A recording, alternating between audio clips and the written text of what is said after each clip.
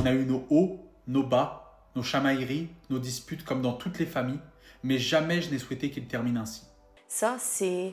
En fait, il ne le respectait pas de son vivant et il ne le respecte pas depuis qu'il est mort non plus, quoi. Franchement, c'est... Ça te choque? Ouais, c'est répugnant. Franchement, je l'avais pas vu la vidéo. Je suis l'étoile qui brille le soir et qui veille sur toi et les enfants. Prends soin de mes filles, s'il te plaît, et dis-leur que leur papa ne les oubliera jamais. Je veux que tout ce qui est à moi te revienne. Ne donne rien à personne. Je t'aime, tu es toute ma vie. Je veux une belle urne et la musique de 50 nuances degrés. Je t'aime. C'est dur, pardon.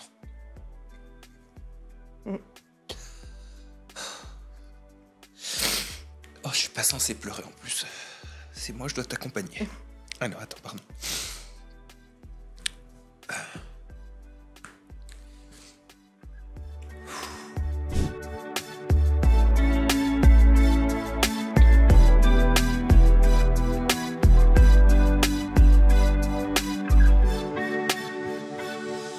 Bonjour Samira. Bonjour Sam.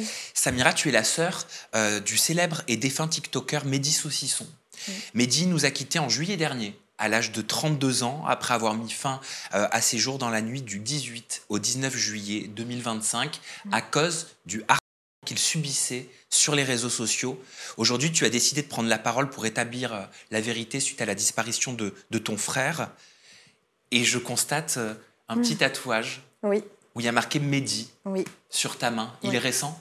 Oui, il est récent. Je l'ai fait juste après son décès. Et très récemment, je me suis tatoué une phrase qu'il a dit avant de mourir. Laquelle? Ils diront qu'il m'aimait. Ils diront qu'il m'aimait. Ouais. Sous-entendu, il savait que les personnes qui le détestaient ou qui souhaitaient sa chute pleureront médiatiquement parlant? C'est ça. C'est ça? Oui. Pourquoi tu l'as tatoué? Parce que c'était vrai, il l'avait dit. Et c'est réellement arrivé, en fait. Les gens qui le détestaient et qui lui ont fait vraiment du mal disent aujourd'hui qu'ils l'aiment et qu'ils l'aimaient. Ton frère, Mehdi, c'était un TikToker qui rassemblait plus de 2 millions d'abonnés sur la plateforme. Il s'est fait connaître pendant la pandémie, c'était le Covid, on s'en souvient tous, avec des vidéos en train de couper du saucisson avec une machine spécifique. C'était des vidéos qui suscitaient beaucoup de réactions parce que les gens lui reprochaient de manger du porc alors qu'il est, quand on recherche, d'origine arabe de par votre papa. Oui, c'est ça. Et malgré qu'il expliquait qu'il n'était pas musulman, il subissait déjà quand même énormément de pression par rapport à ça. Je te propose de regarder un petit extrait vidéo de son contenu. Oui. Non, en vrai, les gens ils la reprennent tout le temps. Ouais. Genre. On m'identifie des centaines de fois par jour. Hein. Mais dis sache que du saucisson. Moi, je viens de décrire ton frère Mehdi comme on le voyait sur les réseaux sociaux. Est-ce que tu peux me le décrire sous ton œil de sœur? Comment il était? Comment tu l'as connu? Comment il était depuis l'enfance, dans l'intimité? Mehdi, c'était quelqu'un de gentil, profondément gentil, généreux, rigolo. C'est quelqu'un qui nous faisait rire tout le temps. Un papa très aimant. T'es papa de 2 enfants. 2 petites filles, Mélina et Milo, je les embrasse d'ailleurs. C'était vraiment quelqu'un de bien. Il était gentil, mais un peu trop peut-être. Généreux, sympathique, le bon copain. Tu le suivais sur les réseaux sociaux? Quand j'avais un TikTok, oui, je le suivais. Moi, après, j'ai retiré l'application parce que voilà, tout ce qui se passait sur les réseaux, ça me frustrait. J'aimais pas trop ça, donc j'ai quitté l'application. Je l'avais sur Instagram, je l'avais sur Facebook. C'est vrai que toi, t'es pas du tout là-dedans. Non. T'aimes pas justement la notoriété, la lumière, l'influence, contrairement à d'autres personnes de l'entourage de ton frère, hein, c'est bien ça. Oui. Qu'est-ce que tu pensais du contenu de ton frère? Je le trouvais drôle au début. Quand il coupait son saucisson, c'était drôle. Ensuite, il est passé à autre chose. Et en fait, c'était quelqu'un de hyper spontané. Donc, en fait, il créait parfois des refs en disant quelque chose de banal. Par exemple, une fois, il gonflait une piscine et il avait mis ce qu'on appelle une bâche. Il avait dit une bâche à bulles et c'était devenu une ref. Et en fait, je le trouvais très, très drôle, très spontané. Et sur la fin, Je trouvais que son contenu, il avait un peu changé, il le faisait parce que Il fallait le faire. il fallait le faire. Parce qu'il était dans le cercle peut-être des réseaux et de cette course aussi, je sais pas, implicitement, tu sais, aux chiffres, à la rémunération. Bah, c'est ça en fait, c'est que c'était son travail à Bah lui. oui, bien sûr. Donc forcément, au début on n'a pas beaucoup de vues, donc on garde son travail, et puis après on fait beaucoup de vues, donc on se dit je vais en faire mon travail. Donc c'est ce qu'il a fait. Donc il gagnait bien sa vie. Et puis après on est obligé de continuer, même quand on n'a pas forcément envie, ou quand on n'a plus envie, ou quand on est fatigué. On continue quand même parce que on a un train de vie, on a des enfants, on a des factures à payer. Et du coup, c'était son cas. Je le disais en introduction, Samira, il était depuis le début la cible d'insultes et d'acharnements parce qu'il mangeait du saucisson malgré ses origines. On pouvait lire « Tu t'appelles Mehdi et tu manges du porc, honte à toi. Tu cherches à provoquer les musulmans avec ton saucisson. Frère, tu manges du halouf en période de ramadan. Qu'Allah te guide. » Est-ce que tu avais connaissance, Samira, de cet acharnement qu'il subissait? Au début, oui. Au début, mais vraiment tout au début. Donc ça, c'était vraiment au moment de la pandémie. Au début, c'est des choses, je dis bien au début, parce que j'insiste, c'est des choses vraiment qui le touchaient. Et puis finalement, il a réussi à... Ça, il s'en est complètement... C'est quelque chose qu'il avait complètement laissé derrière lui, ça le faisait rire, il répondait même à des messages. Franchement, c'était... Sur la fin, au début, c'était compliqué. Donc ça l'impactait au départ? Au départ. Vraiment au début, parce qu'il commençait sur les réseaux sociaux. Donc forcément, les critiques qu'il avait, parce qu'il mangeait du saucisson et qu'il s'appelait Mehdi, ça le touchait. Mais sur la fin, c'est quelque chose qui n'avait plus du tout d'impact sur lui. Voilà, je rappelle qu'il était d'origine arabe de Oui. par votre père, Oui. mais qu'il n'est pas musulman. Non, on n'était pas musulmans. Comment il était, Samira Mehdi, les jours qui ont précédé son décès? Triste.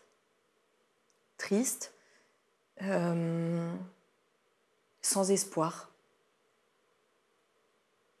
Pourquoi sans espoir?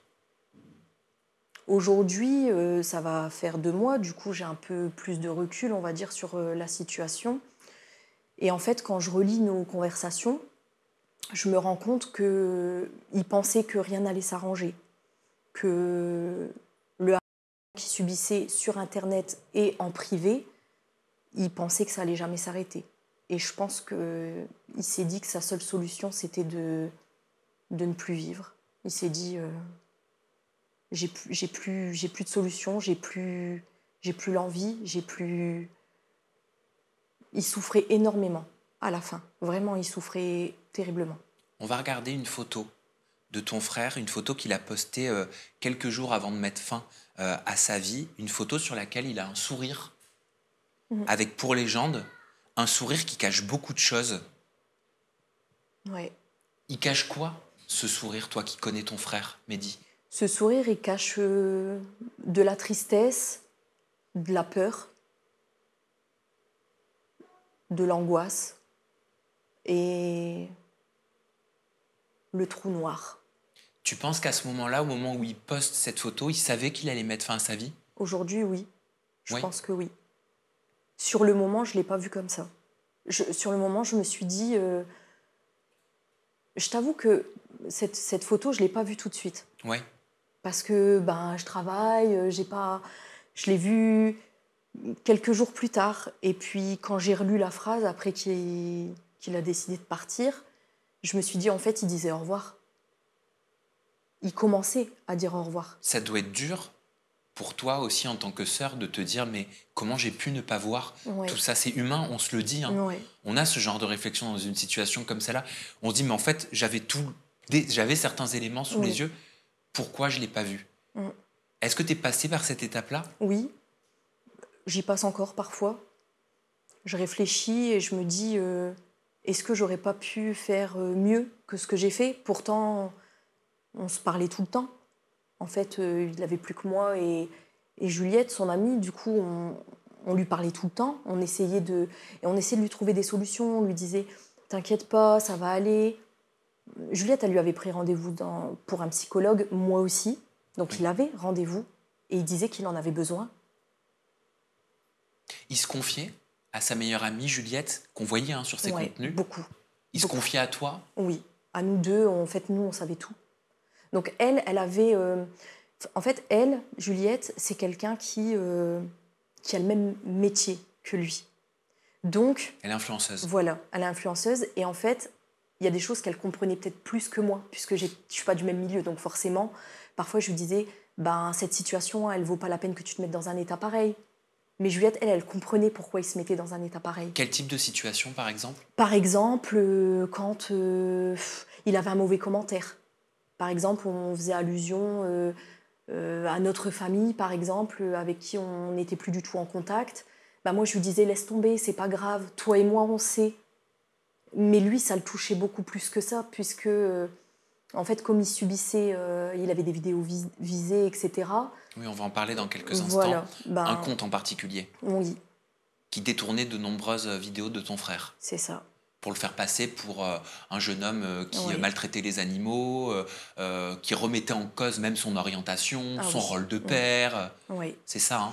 Bah, ce compte-là, c'est vraiment, si je puis dire, la goutte d'eau qui a fait déborder le vase. Puisque c'était les derniers jours, donc ça a été vraiment... pour en avoir échangé avec lui, ça a été vraiment horrible. C'est dans la nuit du 18 au 19 juillet qu'il a mis fin à ses jours, ton frère, à l'âge de 32 ans. Oui. Est-ce qu'il avait déjà, Samira, exprimé sa volonté de mettre fin à ses jours? Est-ce qu'il avait déjà verbalisé? Oui. Il le disait comment? S'ils n'arrêtent pas, je vais mettre fin à mes jours. Qu'est-ce que tu lui disais? Dis pas ça, tu me fais mal au cœur. T'en souffrais? Oui. Ça te faisait de la peine? Oui, mais Tu lui disais? oui, je lui disais. Et en fait, il me l'a dit 2 fois. Et 2 fois... Donc, juste avant, hein, on parle de la dernière quinzaine de jours. Et bah, en fait, ça me faisait mal. Donc, les 2 fois, je lui ai dit, dis pas ça, tu me fais mal au cœur. Et la dernière fois, il m'a dit, ben, je te le dirai plus. Comment t'as appris son décès? Donc, c'était vendredi, donc moi, j'étais au travail. Il faut savoir que Mehdi était censé revenir de vacances. Il était en vacances à Nice. Il était censé revenir de vacances le samedi. Il a repris la route le jeudi, donc 17. Il ne me l'a pas dit. On habite à 5 minutes. Hein. Il ne me l'a pas dit. J'ai appris qu'il est revenu en fait dans le nord, donc près de chez nous. C'est Juliette qui me l'a dit. Mehdi a repris la route. Juliette, sa meilleure amie, c'est... Voilà. Donc je lui ai envoyé un message le vendredi, j'étais au travail, et puis je me suis dit, tiens, il est peut-être rentré, il ne me l'a pas dit. Donc je lui ai envoyé un message à 15h. Donc le vendredi 18 à 15h, et je lui ai dit, ben, tout va bien, t'es rentré? Il m'a répondu, oui, ça a été la route, mais oui, ça a été. D'accord, gros. C'est nos derniers échanges. Donc, il était 15h, 15h30 à peu près. Moi, j'avais prévu d'emmener les enfants au cinéma. Et en fait, juste avant le cinéma, on était partis au restaurant, donc il était à peu près 19h. Et Juliette, sa meilleure amie, du coup, m'envoie un petit message et me dit, écoute, j'essaye d'appeler Mehdi, il répond pas, je m'inquiète. Je lui dis, ah, bah peut-être qu'il dort, il a fait la route des vacances, donc peut-être qu'il dort. Et mais il y a un petit truc qui me dit quand même, c'est bizarre. C'est vrai que quand on l'appelle, il répond même quand il dort. Donc je me dis, bon, je vais l'appeler. Donc je l'appelle plusieurs fois, il répond pas. Et Juliette et sa meilleure amie est à Bordeaux. Moi, je suis à 5 minutes, mais je suis avec mes enfants et je sais pas pourquoi j'y suis pas allée en fait. Il y a une petite voix qui m'a dit n'y va pas. Franchement, je ne saurais pas expliquer pourquoi j'y suis pas allée. Mais du coup, on a envoyé un ami à lui, Kevin, avec qui il était parti en vacances. Kevin est arrivé sur place vers 19h30, je dirais. Et en fait, Mehdi habitait dans un appartement et à l'étage, donc il y avait une première porte qui était fermée à clé. Donc, si on tape, on n'entend pas, il est à l'étage. Donc, Kevin a défoncé la porte pour pouvoir entrer parce que on essayait toujours de l'appeler, Juliette et moi, et il répondait pas. Donc Juliette, entre-temps, lui envoyait quand même des messages. Je m'inquiète, est-ce que ça va? Et moi, j'appelais. Et arrivé en haut, Kevin appelle Juliette quand même. Écoute, je tape à la porte, il répond pas. Qu'est-ce que je fais? Puis Juliette, défonce la porte, quoi. On ne sait jamais. Et il a défoncé la porte et il a dit à Juliette, il s'est suicidé. Donc moi, j'étais au cinéma avec mes enfants et Juliette m'a appelée à 20h et elle m'a dit c'est pas... Et en fait, j'étais juste avec mes enfants, donc c'était... J'ai eu un espèce de trou noir et je me suis dit que j'étais paniquée parce que mon mari n'était pas là, il était au foot. Je me suis dit qu'est-ce que je fais? J'ai tapé sur l'épaule d'une dame qui était à côté de moi et je lui ai dit s'il vous plaît, prenez mes enfants. Et j'ai monté les escaliers, j'ai fait un malaise parce que je prenais conscience, je pense, je sais pas. Donc les dames du cinéma très gentilles sont venues, ils m'ont accompagnée dehors. J'allais prendre ma voiture, mais ils m'ont dit non. Donc j'ai appelé mon mari, il était environ à 20 minutes, mais il a roulé vraiment très très rapidement, donc il est arrivé très très vite. Juliette dit qu'elle m'a dit que Mehdi était mort par téléphone, mais moi j'ai juste entendu, il a essayé de se pendre. J'ai pas saisi en fait, je pensais que les pompiers ils allaient le sauver, je pensais que c'était pas la fin. je pensais pas, je me suis dit il y a pas réussi, enfin c'est pas possible. Donc quand mon mari est arrivé, Juliette a rappelé et elle a dit à mon mari Mehdi est mort. Et on était en voiture et moi je pleurais, je disais à mon mari ils vont le sauver, hein, ils vont le sauver, dis-moi qu'ils vont le sauver. Et lui il savait qu'il était mort mais il me l'a pas dit parce qu'en fait il savait pas trop. Donc on est vite arrivé chez Mehdi et quand on est arrivé, j'ai couru, j'ai monté les escaliers et là la police et les pompiers étaient là. Et ils m'ont arrêtée et puis ils m'ont dit que... Donc tu l'as pas vu? Non. Ouais. Ils m'ont dit c'est terminé, quoi, il est mort.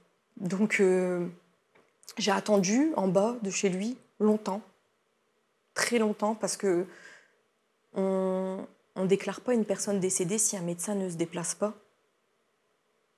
Ce soir-là, il n'y avait pas de médecin disponible. Mehdi est resté chez lui, du vendredi au samedi, 13h. Et avec mon mari, on a attendu en bas toute la nuit. Toute la nuit, toute la nuit, toute la nuit. Le médecin est venu le samedi, du coup, 19, à 8h30. Il a annoncé, du coup, la mort, il l'a prononcé, il l'a écrit. Les pompes funèbres sont venues le chercher. Il est parti pour un examen de corps dans une autre ville, puisque le parquet a décidé de faire un examen de corps. L'OPJ m'a simplement dit qu'il n'y avait pas de doute sur la manière dont il s'était donné la mort. Et il s'est laissé partir. Donc je me dis, en fait, il voulait vraiment partir. En fait, je me suis dit... Quand j'ai appris ça, je me suis dit... C'est ça. Alors là, c'était le coup de massue, parce que il peut se relever, il ne se relève pas, il se laisse aller... Ça confirme une véritable volonté. Oui. C'est ça que tu veux dire? Oui, ça confirme une volonté d'arrêter de souffrir. Une détermination. Et une détermination. C'est dur à dire, hein, pardon. Hein, oui. Mais... Oui, c'est dur à dire parce que même 2 mois après, on réalise toujours pas vraiment ce qui s'est passé. En fait, on se dit c'est pas possible, c'est un cauchemar. En fait, il l'a pas fait. Est-ce qu'il laisse des lettres? Est-ce qu'il laisse des éléments pour toi, pour vous? Oui. Kevin, son ami qui l'a retrouvé, m'explique que bon, une fois qu'il a essayé parce qu'il a essayé de le sauver, évidemment, et qu'une fois que les pompiers sont arrivés, il a été mis dans une autre pièce pour qu'il puisse se remettre de ses esprits, évidemment. Et il me dit qu'il y a un gros paquet de lettres posées sur la table. Et il me dit qu'il y en a une qui m'est destinée. Je demande à récupérer la lettre. Sur le moment, évidemment, c'est pas possible. Mais l'OPJ qui s'est occupé de nous était très, très, très gentil. Et je pense, par ma détresse, m'a laissé lire, en fait, ce qu'il m'a écrit. Et tu l'as prise en photo, cette lettre? Oui. Qu'est-ce qu'il te dit, Samira, dans cette lettre? Ton frère? Dans cette lettre, il me dit Samira, avec un cœur. Que te dire? Pas grand-chose.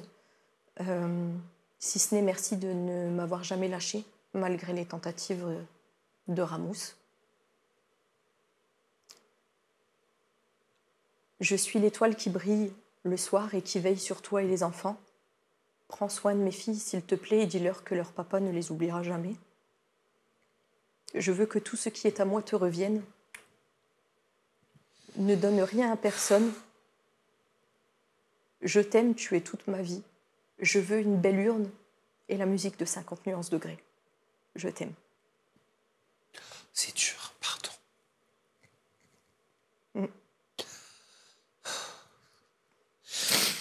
Oh, je suis pas censé pleurer en plus. C'est moi, je dois t'accompagner. Ah non, attends, pardon.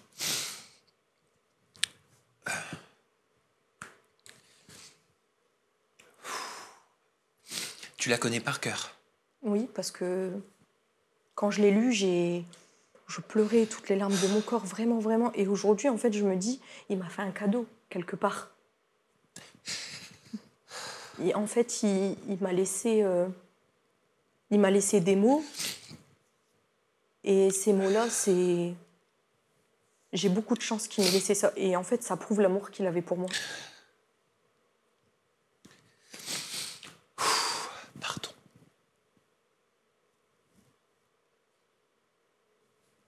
Allez, je me ressaisis, je vais y arriver. C'est pas toi, Samira, c'est une de... C'est Mia, c'est ça, qui a Oui. annoncé le décès. C'est moi. C'est moi, Mia. Ah, pardon. En fait, Ok. sur Ok. Facebook, D'accord. j'ai mis mon surnom, Mia. C'est moi qui l'ai Ok. annoncé. Tu mets « Prenez soin l'un de l'autre, je vous aime » en faisant référence à ton papa qui est décédé. C'est important pour toi de l'officialiser toi avant que d'autres s'en emparent? Oui, parce que... En fait, il faut savoir que Mehdi et moi, on n'avait plus de contact avec notre famille, déjà. Un peu avec notre maman, mais je veux dire, on n'avait plus vraiment de contact. Donc déjà, moi, quand je l'ai appris, il m'a fallu un certain temps déjà pour leur dire à eux. Et j'ai pas réussi, moi, à leur dire. Bah oui, je comprends. Donc j'ai demandé à mon mari de le faire. Ouais. Parce que moi, j'étais vraiment pas en état, en fait, de... Donc c'est mon mari qui s'en est chargé. Et je pense qu'il savait très bien que c'était à moi de le dire, en fait, puisqu'il avait plus que moi et moi, j'avais plus que lui. Oui. Je parle dans la famille. Donc... Aujourd'hui, pourquoi c'est important pour toi de prendre la parole publiquement alors que, je le rappelle, tu es très loin de tout ça, hein?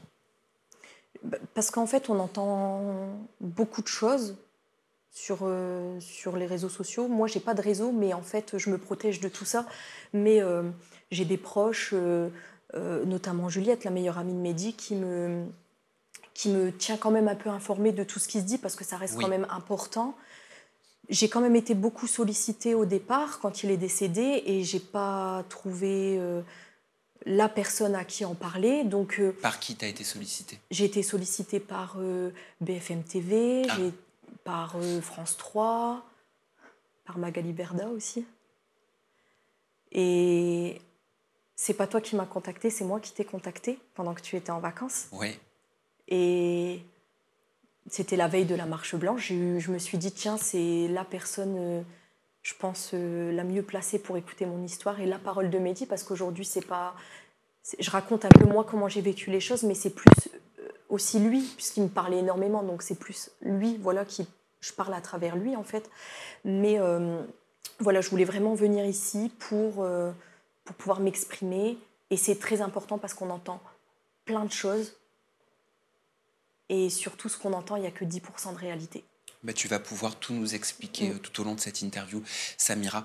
Après la mort de ton frère, on pouvait lire des commentaires, et pardon, hein, pour ces commentaires-là par avance, mais c'est important, je trouve, de montrer ça, d'en parler. Il croyait en aucun Dieu, donc il ne reposera jamais en paix. Maintenant, il va devoir s'expliquer auprès de celui en qui il ne croyait pas. Maintenant, tu es avec ton Créateur, assume tes actions. Peut-être que maintenant, de là où il est, il pourra enfin croire en Dieu. Avec des commentaires pareils, Samira, est-ce que tu dirais que le harcèlement continue même après sa mort? Oui. Il y en a qui ne le laissent pas tranquille, en fait. Et c'est bien triste, en fait, d'avoir une vie comme ça et continuer, en fait. Quelqu'un est mort et au lieu de le laisser reposer en paix et laisser ses proches se reconstruire, non, il faut toujours qu'on voit des choses abjectes comme ça. C'est répugnant. Dans les médias, on a pu lire que le suicide de Mehdi serait le résultat du cyberharcèlement dont il était victime. Est-ce que c'est la vraie cause avec du recul pour toi, de son décès, ou alors il se cache quelque chose de beaucoup plus profond? C'était, comment dire? C'est plus profond. Ça vient d'un cercle assez restreint.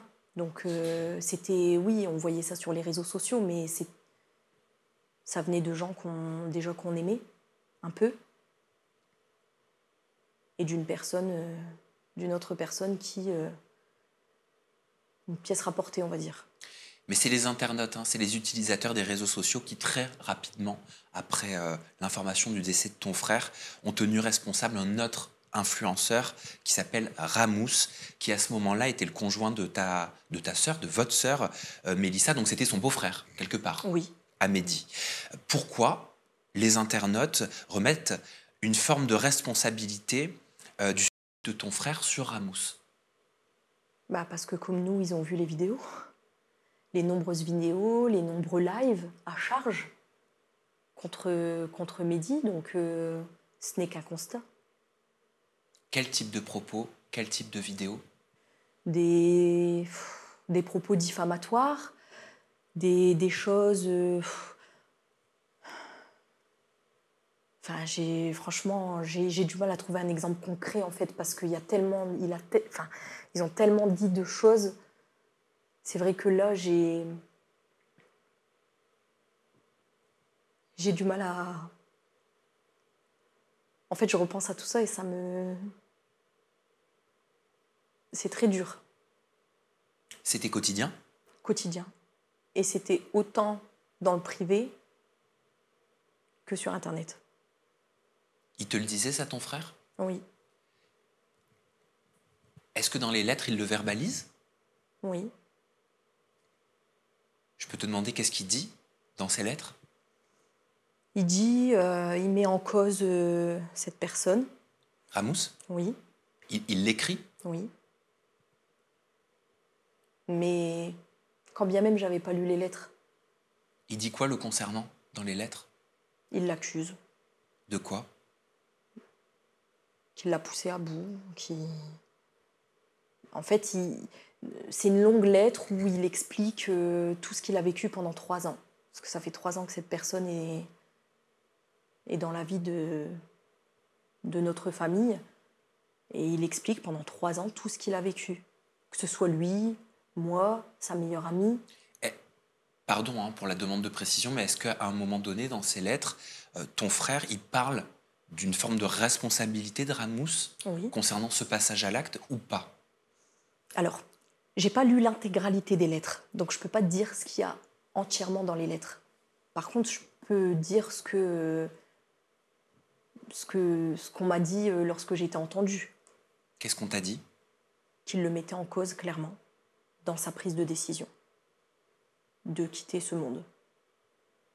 Parce que Ramous se défend hein. Oui. Sur les réseaux sociaux. Il est revenu d'ailleurs il y a quelques semaines. Il a repris ses contenus et les lives. Il dit qu'il n'a jamais été entendu, qu'il a subi aucun interrogatoire, qu'il n'a pas fait de garde à vue. Tu confirmes? Oui, c'est vrai. C'est vrai parce que Mehdi est décédé le 18 juillet et c'est les vacances. Donc évidemment, c'est une procédure qui est un peu plus longue et c'est des procédures qui sont très très longues. Par contre, si responsabilité il y a, il sera entendu, je pense. Je fais confiance à la justice. Est-ce que toi, tu tiens Ramous responsable comme d'autres utilisateurs des réseaux sociaux? Ou est-ce que tu te dis non, il n'a rien à voir dans le suicide de mon frère? Moi, je considère qu'il a sa part de responsabilité et beaucoup. Il n'est pas le seul, mais c'est lui qui... Oui, moi, je considère que oui. Il y a une phrase qui aurait été prononcée, qui est ressortie sur les réseaux sociaux. Ramous aurait dit à ton frère « Ouais, toi, va, saute par la fenêtre, va, la vie de ma mère, lol. » Par la suite, Ramous, il s'est défendu en disant qu'il ne parlait pas de Mehdi. Tu as le contexte, toi, de cette phrase. Qu'est-ce que tu en penses? Je l'ai vu, cette vidéo. En fait, je pense que c'est quelque chose qu'il a dit... Mais je sais, franchement, là, pour le coup, je peux pas vraiment dire qu'il parlait de Mehdi parce que j'en ai pas la certitude. Les gens disent que oui, qu'ils l'ont vu sur le moment, mais moi, je l'ai pas vu sur le moment. J'ai vu qu'une très courte vidéo où, en effet, il dit ces choses-là, mais j'ai pas les tenants et les aboutissants, donc je peux pas, là pour le coup, je ne peux pas l'affirmer. Comment ils sont nés, les conflits, pour qu'on comprenne, entre ton frère et Ramous?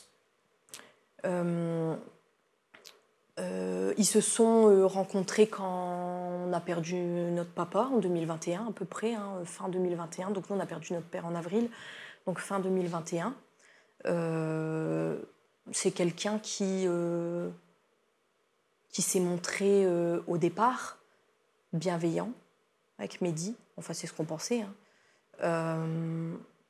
Et qui petit à petit a infiltré notre famille. Donc voilà quoi, il a infiltré notre famille. Il a fini par se mettre en couple avec ma sœur. D'ailleurs, Mehdi avait déclaré qu'il était persuadé qu'il s'était rapproché de lui Oui. pour se rapprocher de votre sœur Mélissa. Oui, c'est ce qu'il pensait. Oui, il me l'a dit. Et c'est ce que tu penses, toi? J'ai du mal à cerner cette personne. Je sais pas. Parce que Ramous était en couple, et il a eu un enfant d'ailleurs avec votre sœur, Oui. Mélissa. Oui, Donc avec la sœur aussi directe de ton frère Mehdi. oui. Mehdi il s'entendait extrêmement bien avec Mélissa. On le voyait sur les réseaux sociaux. Avant. Mais oui, mais qu'est-ce qui a créé justement cette césure, cette cassure? En fait, Mehdi et Mélissa étaient très très proches avant tout ça. C'était vraiment très proche, ils faisaient du contenu ensemble, ils partageaient des moments ensemble tout le temps, ils allaient en vacances ensemble. Enfin, c'était vraiment... Les gens des réseaux sociaux les appelaient les jumeaux, puisqu'ils se ressemblaient un peu physiquement, ils étaient tout le temps ensemble. Et c'est vrai que quand cette personne est arrivée dans notre famille, de base, Mehdi passait un peu moins de temps avec Mélissa, elle était avec lui. Et puis après, quand ils se sont mis en couple tous les deux, donc Mélissa et lui... Lui ne voulait plus que ma sœur fasse du contenu avec Mehdi. Et il les a petit à petit séparés. Il en souffrait, ton frère? Beaucoup. Beaucoup. Il en voulait à ta sœur, Mélissa? Oui. Il parle de Mélissa dans ses lettres? Oui. Qu'est-ce qu'il dit? Qu'il lui en veut beaucoup. J'en sais pas plus pour l'instant. Mais je suis pas étonnée parce que c'est des choses qu'il me disait en message, en appel, et il le disait aussi à sa meilleure amie. Enfin, je pense que tout ce qu'il... Quand on aura accès à l'intégralité de ses écrits, je pense qu'on sera pas vraiment surpris. C'est des choses qu'il nous disait au quotidien. Donc... Mélissa, si je me trompe pas, elle a pas tout de suite pris la parole, hein, Non. après le décès de ton frère, après le suicide de ton frère. C'est par la suite qu'elle a dit à toi, mon James, depuis que tu es parti, je ne ferme plus les yeux, je n'éteins plus les lumières, je suis incapable de parler, de raconter, ni même de dormir. Je n'ose plus fermer l'œil car tu apparais automatiquement. Je n'ose plus regarder les photos, les vidéos parce que j'ai l'impression d'être dans un mauvais rêve. Tu es et tu resteras ce frère qui m'a fait vibrer, voyager, rigoler, mais qui m'a aussi aimé démesurément. On s'était promis de mourir ensemble car on savait que l'un ne supporterait pas que l'autre parte en premier. Oui. Qu'est-ce que tu as pensé, avec du recul, Samira, du message de votre sœur, Mélissa? Je l'avais pas vu. Tu le découvres? Oui. Qu'est-ce que tu en penses? Je pense que malgré tout ce qui s'est passé, il y a une part de sincérité là-dedans. Pourquoi tu dis malgré tout ce qui s'est passé? Parce qu'elle a aussi sa part de responsabilité. Donc après, manipulée par cette personne ou pas, c'est pas à moi de le dire. Parce que c'est ce que certains utilisateurs des Oui. réseaux sociaux, en grand nombre, Oui. lui reprochent, d'avoir Ouais. une part de responsabilité Ouais. dans le... C'est ça. Ouais. Alors après, pour moi, c'est un peu délicat parce que c'était mon frère et c'est ma sœur. Et oui, Donc c'est très délicat pour moi parce que c'est ma sœur et malgré tout, je l'aime. Malgré tout.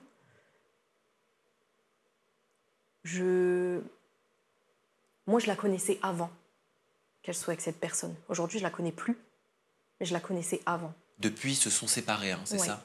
Ils ont annoncé leur Apparemment, rupture. ouais. Mm. Elle n'était pas comme ça avant. Et Mélissa, c'est quelqu'un qui a perdu son père très jeune, à peine 18 ans. Mehdi et moi, on a fait ce qu'on a pu pour l'aider, et je pense qu'elle le dira elle aussi. Mais elle a rencontré cette personne à un moment de sa vie où elle était complètement Elle était triste, elle a perdu la figure, la seule figure, entre guillemets, enfin voilà, la personne, le pilier de cette famille.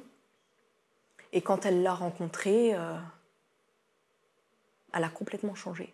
C'est simple, même à moi, quand elle m'envoyait des messages, avec mon mari, on se disait, c'est pas elle qui écrit. Puisqu'elle ne pouvait pas me dire toutes ces choses. Parce que même à moi, elle me disait des choses parfois horribles. Mais malgré tout, je tiens quand même à dire que je n'en tiens pas rigueur aujourd'hui. Parce que j'ai une partie de moi qui me dit, c'est pas elle. C'est un peu paradoxal ce que je dis, mais... Tu penses à quoi? Une forme d'emprise? Oui. Une forme d'emprise, une forme de manipulation. Et pourquoi est-ce que j'ai vu aussi que de nombreux utilisateurs des réseaux sociaux remettaient en cause une forme de responsabilité, donc de la mère de Mehdi, donc de ta mère, et j'ai eu tellement du mal, tu as vu, à le comprendre, qu'en off, je me suis permis de te poser la question, je t'ai dit, mais quand on dit la mère de Mehdi, est-ce que c'est aussi ta mère directement, ou vous êtes demi-frère, demi-sœur? Tu m'as dit non, c'est bien ma mère et on est bien frères et sœurs. Parce que ma mère... c'est ma mère, donc c'est délicat pour moi, mais ma mère, Mélissa, c'est son dernier enfant. Et en fait, comme Mélissa est partie vivre dans le sud, ma mère, c'était compliqué pour elle, donc elle était souvent avec Mélissa et cette personne, du coup. Et Ramos. Voilà, ils étaient souvent, ma mère était souvent. Et en fait, je pense que ma mère, elle a été manipulée aussi. À un point de, parfois, pas défendre suffisamment son fils. Il se sentait rejeté, Mehdi, par sa propre mère? Pas soutenu? Pas soutenu, je dirais. Pas soutenu. Rejeté, c'est un peu... Je veux pas... Pas soutenu, non. C'était dur pour lui, ce sentiment? Oui, c'était dur. En fait, là, il avait l'impression qu'il y avait... Je parle du cercle familial, que moi. Donc, il avait l'impression que tout le monde lui tournait le dos, alors qu'il n'avait rien fait. Et il n'avait pas le soutien dont il avait besoin. Donc, il avait l'impression d'être lâché par sa propre famille, quelque part. Oui, c'est ça. C'est dur. C'est très dur. Alors après, pour ma mère, je me dis... Elle ne voulait pas faire de choix entre ses enfants, peut-être. Je ne sais pas trop, vraiment. C'est un sujet que je n'ai pas encore évoqué avec elle, je dis la vérité. C'est pas... Tu parles avec elle aujourd'hui? Un peu, oui. Un peu. Dans quel état elle est? C'est très dur. Parce que elle pensait pas un jour perdre Mehdi, je pense. Et elle doit ressentir, je pense, comme tout le monde, enfin tout le monde ou presque, une part de culpabilité. Même moi qui n'ai rien fait, parfois je me dis j'ai pas fait suffisamment alors que j'ai fait tout ce que j'ai pu pour lui. Donc je pense que oui. Il a déserté, Ramos, les réseaux sociaux à la suite du décès de ton frère pendant de longues semaines. Puis il est revenu, petit à petit. Je te propose de regarder un extrait d'une de ses prises de parole. Si j'ai gardé le silence durant tout ce temps, c'est d'abord par respect pour le deuil, pour cette période épouvantable, et surtout parce que j'ai le cœur brisé. Mehdi était pour moi mon ami, mon pote, mon frère, mon beau-frère et le parrain de mon fils. Jamais je ne lui ai souhaité de mourir. Jamais. On a eu nos hauts, nos bas, nos chamailleries, nos disputes comme dans toutes les familles, mais jamais je n'ai souhaité qu'il termine ainsi. La plupart des vidéos que vous voyez circuler sur Internet dans lesquelles on se dispute, c'était des mises en scène. Dans lesquelles on se mettait d'accord, Mehdi et moi, avant, pendant et après, au téléphone. Avec Mehdi, nous n'avons eu qu'un seul clash officiel. C'est ce clash qui a été déclenché par sa copine de l'époque et qui nous avait conduit à avoir des rancœurs. Par exemple, je n'ai jamais dit à Mehdi de mettre fin à ses jours dans un live. C'est totalement faux. C'était un live dans lequel je m'adressais à une femme qui avait laissé son bébé en plein hiver sur un balcon durant plusieurs heures. Et elle était venue m'embêter sur mon live, donc je lui avais répondu de manière certes très maladroite, mais en lui disant ça comme pour lui dire d'aller se faire voir. C'est comme tous les pranks qui ont été découpés avant la fin pour me diaboliser. J'ai vu énormément d'hypocrisie sur les réseaux sociaux ces derniers temps. J'ai le cœur brisé, Mehdi était mon ami, mon pote, mon frère, mon beau-frère et le parrain de mon fils. Jamais je ne lui aurais souhaité de mourir. Il est très, très clair dans ses déclarations. Selon toi, Samira, sœur donc de Mehdi, est-ce qu'il était, Ramous, l'ami, le pote, le frère, le beau-frère, le parrain, comme il le revendique? Non. Pas du tout. Au début, en 2021, peut-être, c'était son ami. Mais là, pas du tout. Quand il dit on a eu des hauts, des bas, nos chamailleries, nos disputes, comme dans toutes les familles, mais jamais je n'ai souhaité qu'il termine ainsi. La plupart des vidéos que vous voyez circuler sur Internet dans lesquelles on se dispute étaient des mises en scène. Est-ce que selon toi c'était le cas? Est-ce que c'était des mises en scène comme on peut le voir parfois chez d'autres influenceurs sur les réseaux sociaux qui mettent en scène, tu le vois, des disputes pour des clashs, donc pour des vues? Bah non. Du coup, c'est aussi une mise en scène. Enfin, non, c'est franchement... Ça, c'est... En fait, il le respectait pas de son vivant et il le respecte pas depuis qu'il est mort non plus, quoi. Franchement, c'est... Ça te choque? Ouais, c'est répugnant. Franchement, je l'avais pas vu, la vidéo. On m'a dit un peu ce qu'il avait dit. Alors, je m'attendais à ce qu'il revienne en disant qu'il l'aimait. Ça, je m'y attendais. Par contre, dire que c'était un jeu de rôle et que c'était des mises en scène, ça, franchement, c'est à vomir. Vraiment, c'est à vomir. Quand il dit c'est comme tous les pranks qui ont été découpés avant la fin pour me diaboliser, est-ce que toi, Samira, tu as l'impression que Ramous il est victime d'un tribunal médiatique, de faux montages? Non, parce que tout ce qui... En fait, tout ce que j'ai pu voir, je n'ai pas vu grand-chose, hein, mais j'en ai vu.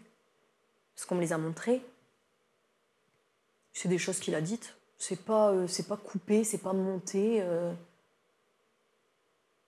Il est important, et c'est mon rôle de le faire, hein, Samira, de rappeler que Ramous, il a été rendu coupable de rien du tout, Évidemment. pour l'instant. Hein. Il n'a pas été entendu. Il y a une enquête, certainement, qui est en cours, mais au moment où on enregistre cette interview, il n'est pas considéré, aux yeux de la loi, aux yeux de la justice, comme étant coupable. Il est important aussi de rappeler que ton témoignage aujourd'hui, c'est le témoignage d'une sœur qui souhaite s'exprimer pour son frère qui ne le peut plus. C'est ça que tu nous as dit. Hein. Ne m'en veux pas de devoir le dire, mais c'est important de le respecter et de passer le message de façon très claire. Concernant Mehdi, Ramous l'avait décrit comme quelqu'un qui souffrait énormément, mais jamais je n'aurais pensé que ça se terminerait ainsi. Est-ce que tu es d'accord avec lui? Est-ce qu'il a raison? Est-ce qu'il souffrait énormément? Ou il souffrait de quoi? Il souffrait du qu'il subissait. Il souffrait du des vidéos à charge, du mal qu'il recevait, des abandons qu'il a eus. Oui, c'est vrai, il souffrait, ouais. Sur la fin, il y a eu un compte qui était très accusateur sur les réseaux sociaux, c'est ça? Ouais. Dont tu me parlais. C'est quoi ce compte? C'est un compte qui a été créé, qui s'appelait Anti-Imposteur. Ça, il a été créé, enfin, il était créé déjà avant, mais je veux dire, il a commencé à mettre des vidéos à charge. En fait, il prenait des vidéos de Mehdi qui existaient sur son compte et cette personne détournait ces vidéos en inventant des choses sur Mehdi concernant, par exemple, concernant ses anciennes copines, tout et n'importe quoi. Quand tu dis « il », c'est l'utilisateur de ce compte? Oui. Est-ce que tu sais qui était l'utilisateur de ce compte? Je ne sais pas de source sûre, hein, mais on m'a dit, mais c'est pas, j'en ai pas la preuve, moi en tout cas. Mais là encore, c'est difficile à dire parce que c'est quand même quelque chose qui est assez complexe et je veux pas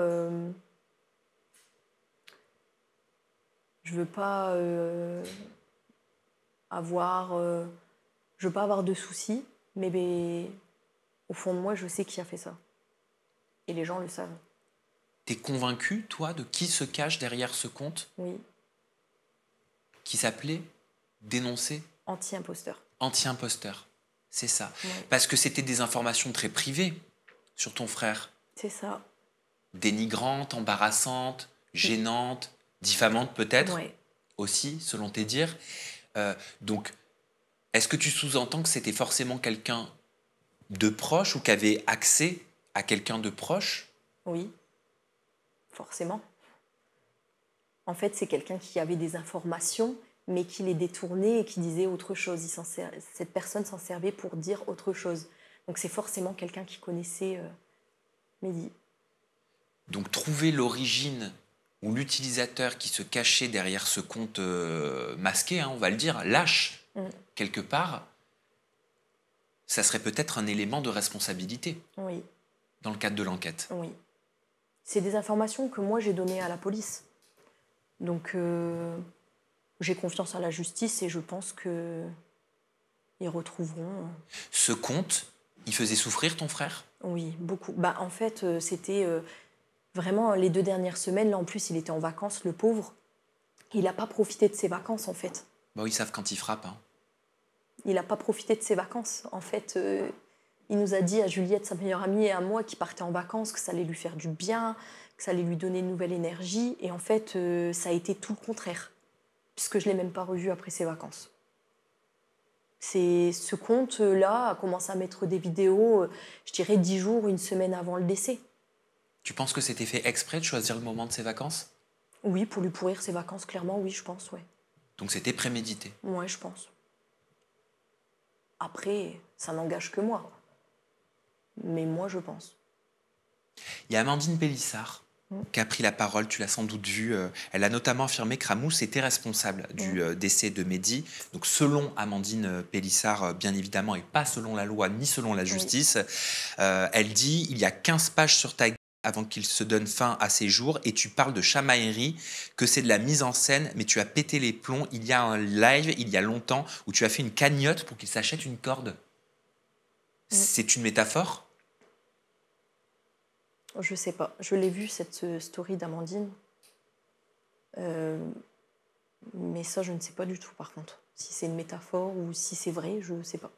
Ça, j'en ai pas connaissance. Est-ce que tu considères Amandine Pélissard comme étant un soutien? Oui, beaucoup. C'est pas la seule, hein. Il y en a pas beaucoup.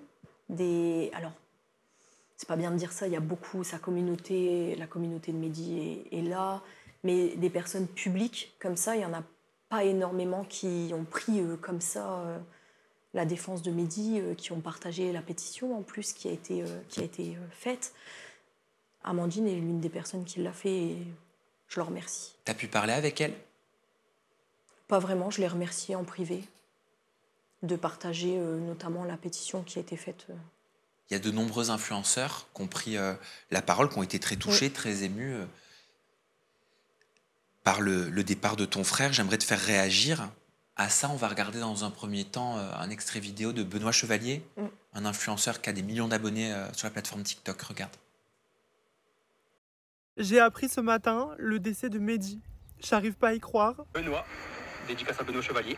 Celui qui, même quand ça n'allait pas, gardait le sourire, était toujours rayonnant, un soleil, toujours un commentaire, un message gentil. Pour moi, ça a été l'un des seuls à m'apporter du soutien lors d'une période très très difficile. Publiquement, il l'a fait. Et aujourd'hui, il n'est plus là. Ce qu'il a emporté, c'est la violence, la haine sur les réseaux sociaux. J'ai vu également la vidéo de Juliette.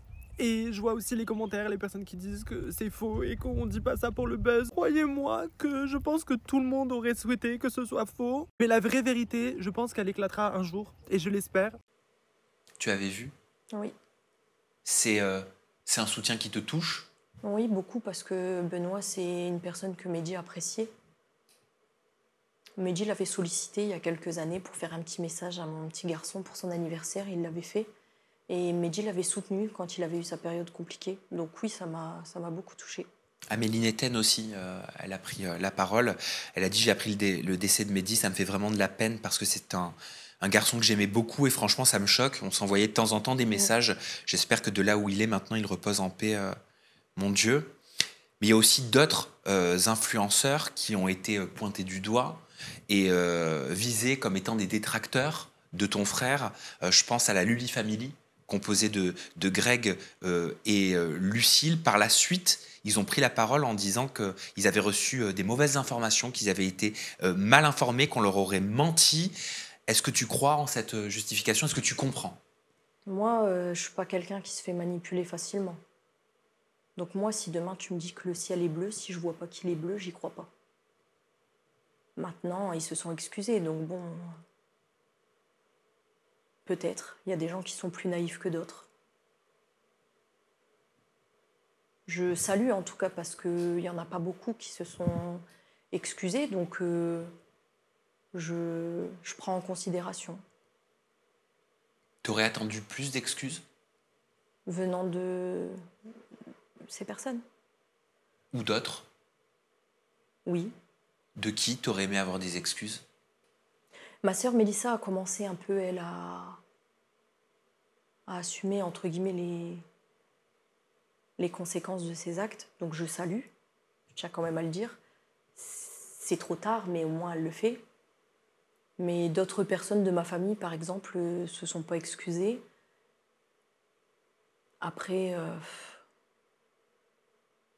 non, j'aurais peut-être aimé qu'il ait un peu plus de soutien de personnes connues, parce que il n'y a pas que lui qui souffre de tout ça. Je veux dire, chaque influenceur, chaque personne connue, je pense que toi aussi, tu as déjà reçu des messages méchants, parfois. Et un peu de soutien, ça fait toujours plaisir, surtout dans ces moments-là. De la part de Ramous, est-ce que tu aurais envisagé, préféré, aimé une autre prise de parole où tu comprends ces prises de parole récentes? Je ne m'attendais pas à mieux de sa part. Je ne m'attendais pas à ce qu'il me fasse des excuses. En fait, en ce qui concerne cette personne, je préfère laisser la justice faire son travail. En fait, je suis personne, moi, pour dire... moi, je dois juste être juste. Et si je suis juste, je dois reconnaître la part de responsabilité de chacun, à chacun son échelle. Mais c'est pas moi qui vais juger cette affaire. Donc... Les réseaux sociaux ont parlé Ouais. Depuis cet été, depuis ce tragique événement. Donc le tribunal médiatique parle. Le tribunal judiciaire n'a pas encore parlé, lui. Où est-ce qu'elle en est, l'affaire, l'enquête? Elle est en cours. Moi, j'ai eu de mon avocate qu'il y avait des investigations qui étaient en cours, notamment auprès de TikTok, auprès d'Instagram, voilà, pour récupérer des contenus, etc. Donc c'est quelque chose qui est long et faut patienter. Est-ce qu'il y a eu des plaintes de déposer? Oui. De ta part? Oui. Contre qui? J'ai déposé plainte contre cette personne. Ouais. Pour quel fait? J'ai déposé plainte contre cette personne et contre ma propre sœur. D'ailleurs, je lui ai dit, donc ça, je peux le dire. Déjà, il y a un moment donné où ils m'ont diffamée en disant que mon mari me trompait, etc. Et même si j'étais pas une personne des réseaux sociaux, j'estimais que ça avait atteint, en fait... ça m'avait atteint personnellement, moi, mon mari, mes enfants. Donc moi, j'ai déjà porté plainte. Et du coup, c'est une plainte qui va s'ajouter au dossier. Je l'ai donnée à mon avocate, parce que c'était avant le décès de Mehdi. Est-ce que les différents protagonistes seront entendus par la justice? J'espère. J'essaye d'avoir confiance.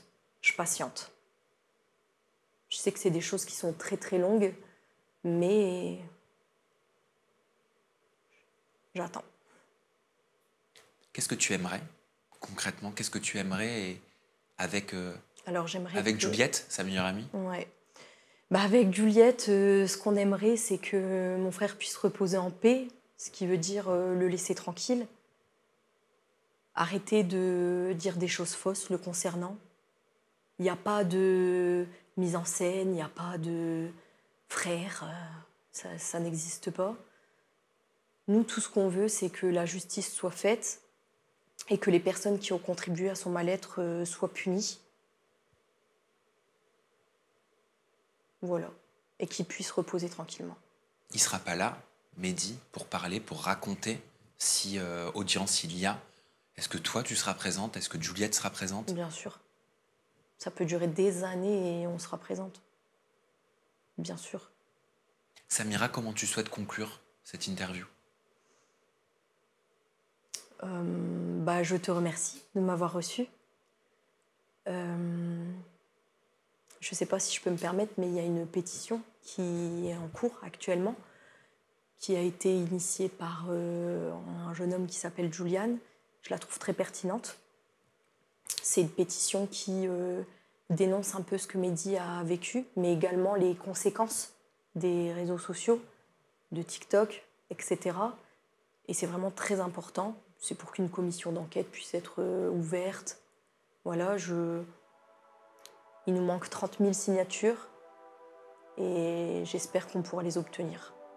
Les réseaux sociaux, les algorithmes, la quête de la rémunération, de la vue, de la visibilité, chez tout un chacun, aujourd'hui, est-ce que ça peut rendre les gens fous?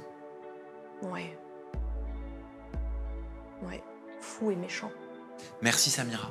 Merci Sam. Merci pour ton courage, merci pour ton témoignage, merci pour Mehdi. Merci.